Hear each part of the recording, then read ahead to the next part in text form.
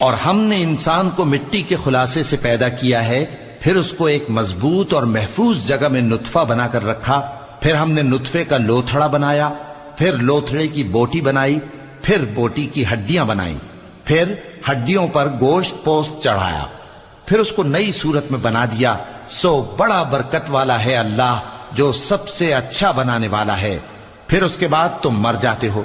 پھر قیامت کے روز اٹھا کھڑے کیے جاؤ گے، اور ہم نے تمہارے اوپر کی جانب 7 آسمان پیدا کیے، اور ہم خلقت سے غافل نہیں ہیں۔ اور ہم ہی نے آسمان سے ایک اندازے کے ساتھ پانی برسایا، پھر اس کو زمین میں ٹھہرا دیا، اور ہم اس کے نابود کر دینے پر بھی قادر ہیں۔ پھر ہم نے اس سے تمہارے لیے کھجوروں اور انگوروں کے باغ بنائے،